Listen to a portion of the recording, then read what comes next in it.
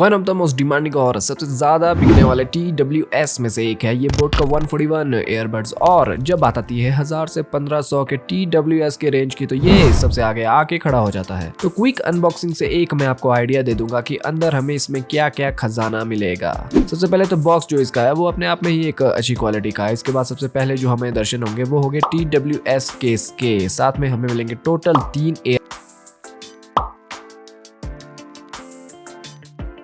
का पूरा पुस्तकालय भंडार। आपकी इच्छा अगर होगी किताबें पढ़ने की तो आप पढ़ सकते हैं बिल्कुल। अब मेन फोकस करते हैं हम अपने इस TWS केस पर। TWS केस हाथ में आते ही क्या क्या चीजें मेरे दिमाग में आई उसमें सबसे पहले है कि जो केस है इसका वो बड़ा है, लेकिन इतना भी नहीं कि वजन से हमारी पैंट ही नीचे चली जाए। केस की जो क्वालिटी है मटेरियल की वो प्राइस के हिसाब से एकदम परफेक्ट बैठती है। केस में गैप्स और जो लूजनेस है वो ना के बराबर है। तो यहाँ चाहे हम केस की क्वालिटी की बात करें या फिर एयरबड्स की क्वालिटी की बात करें, दोनों ही अपने प्राइस पॉइंट के हिसाब से काफी बढ़िया है। केस में बाहर है 4 LED इंडिकेटर्स और इनका काम है बताना हमें कि बैटरी बची कितनी है हमारे केस में। और काफी सही चीज है ये, क्योंकि बंदे को एक प्रैक्टिकल आइडिया हो जाता है कि कब जरूरत पड़ेगी मुझे अपने इस केस को चार्ज करने की। और जैसे ही हम केस को ओपन करते हैं ईयरबड में जो रेड और ग्रीन LED है वो ब्लिंक करना स्टार्ट कर देती है केस ओपन होते ही। ये एक सेंस दे देता है कि हाँ हमारे ईयरबड्स भी ऑन हो गए और ढूंढ रहे हैं अपने पेयरिंग डिवाइस को। ईयरबड्स के अंदर भी एक स्टील मैश अगर मैं बोलूं तो लगा हुआ है, जो कि ईयरबड में एक अच्छी बात है, जो कि इसकी बिल्ड क्वालिटी के हिसाब से बहुत बड़ी चीज है।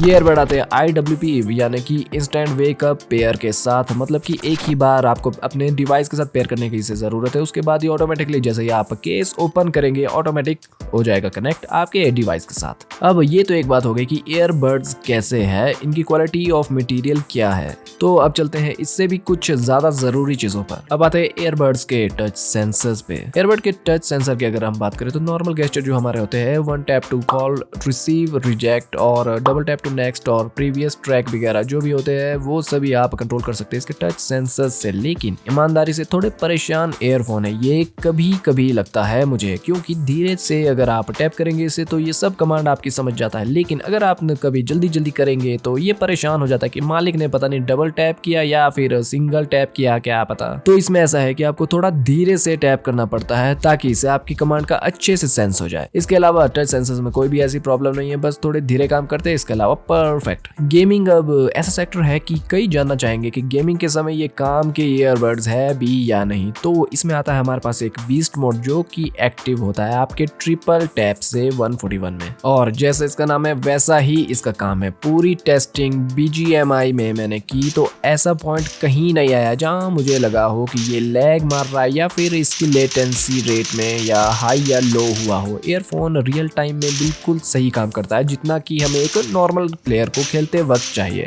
ये अलग बात है कि एक वाइड ईयरफोन की तरह ये उतने क्विक और रिस्पॉन्सिव नहीं हो सकते, लेकिन नॉर्मली हमें एक ब्लूटूथ ईयरफोन से जैसा एक्सपेक्ट करते हैं उसके हिसाब से बहुत ही सही काम करता है। लेटेंसी रेट काफी कम है और गेम प्ले के दौरान इसका एहसास भी नहीं हो पाता है। बोट 141 आते हैं हमारे IPX4 रेटिंग के साथ। मतलब ये कि आपका पसीना हो गया या फिर हल्की फुल्की बारिश बूंदे उन्हें ये आराम से सह लेगा। और अच्छी बात यह है कि जो जिम गोज है और रनर्स है उनके लिए खासकर ये एक परफेक्ट ईयरबड्स बनता है। ईयरबड्स की फिटिंग बिल्कुल जबरदस्त, स्नग फिट जिसे हम बोलते हैं। कान में लगाते ही बाहर की आवाज बाहर और अंदर की आवाज एकदम अंदर रह जाती है और एक टाइट सक्शन ये बनाता है हमारे कान में, और एज ए रिजल्ट जिसमें कि बाहरी नॉइस बंदे तक पहुंच ही नहीं पाती है। अब आते हैं हम इसकी ऑडियो में। तो ऑडियो में ऑडियो अपने प्राइस के हिसाब से इसकी ठीक है। हल्की सी लाउडनेस थोड़ी ज्यादा होती तो अच्छा रहता, लेकिन फिर भी उस हिसाब से जो प्राइस हम इसके लिए पे कर रहे हैं उसमें इसके हिसाब से ट्रेबल, वोकल्स या बेस हर एक चीज काफी बैलेंस है। मतलब ये बोलूंगा मैं कि अगर हम इसे 1000-1200 के करीब खरीद रहे हैं तो ये जस्टिफाई प्राइस है इसका, और जो प्राइस में हमें फीचर्स और इसकी ऑडियो क्वालिटी मिल रही है वो काफी सही है। लास्ट बट नॉट लीस्ट हमारे पास है बैटरी। बैटरी काफी स्ट्रॉन्ग पॉइंट इसका आ जाता है क्योंकि केस अपने आप में ही बड़ा है, जो कि कंपनी क्लेम करती है इसमें 42 घंटे की बैटरी बैकअप 60% वॉल्यूम पे अगर हम सुनते हैं तो।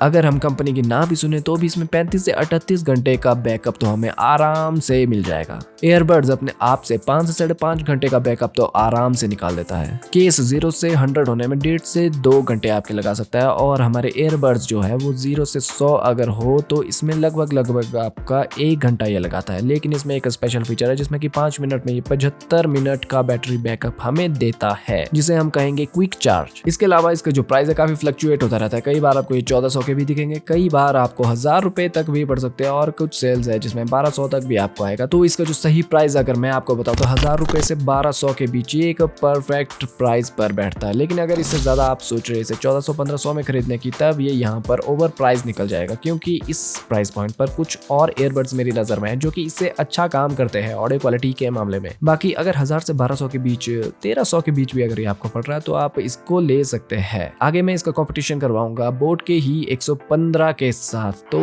अगर आपको ये वीडियो पसंद आई हो तो वीडियो को लाइक और चैनल को सब्सक्राइब जरूर कीजिएगा। तो फिलहाल के लिए आप लोग देख रहे हैं पांडु पांडा और मैं मिलता हूं अब अपनी नेक्स्ट वीडियो में।